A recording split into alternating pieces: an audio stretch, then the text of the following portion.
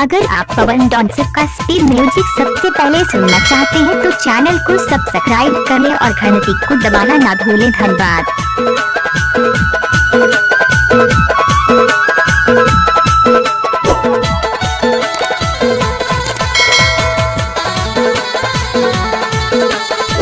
पवन कुमार के रिकॉर्डिंग जिला Singrauli Madhya Pradesh. Mobile number 704965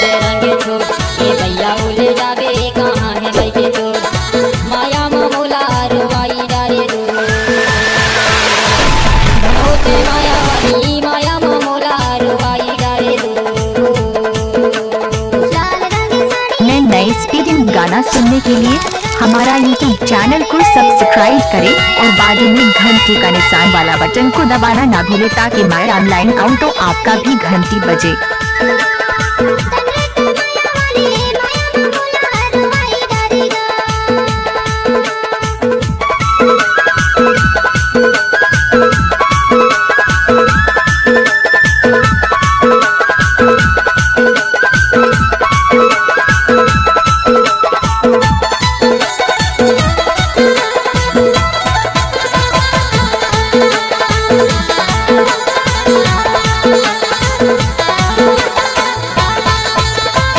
कहाँ के चूड़ी कहावे तोरे नाम है,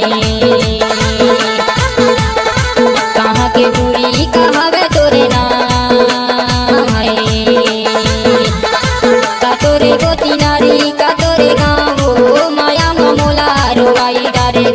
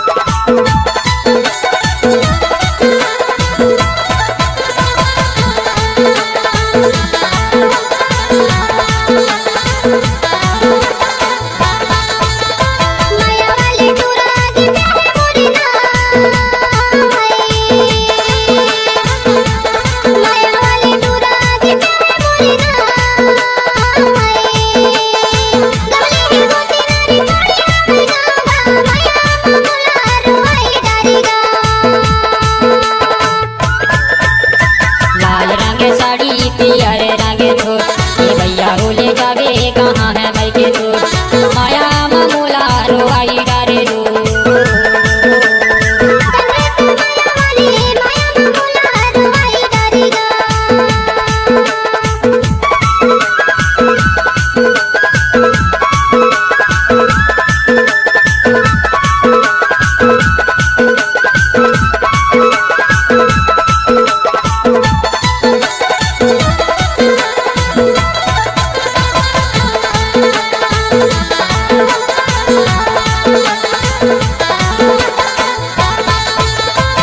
कर्मा मादार बजाहू जम के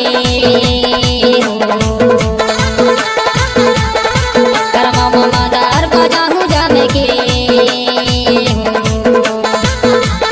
नाच ले वो कर्माया मन मन के वो माया मोला रोवाई डारे रो।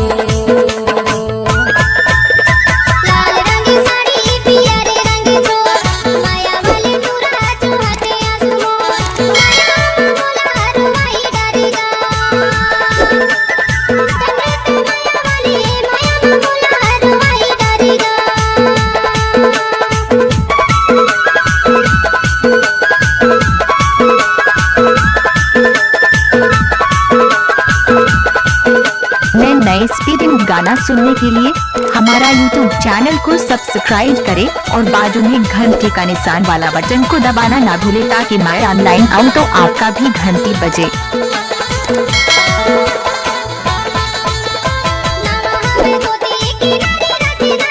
पवन कुमार के रिकॉर्डिंग जिला सिगरौली मध्य प्रदेश। Mobile number 704965 90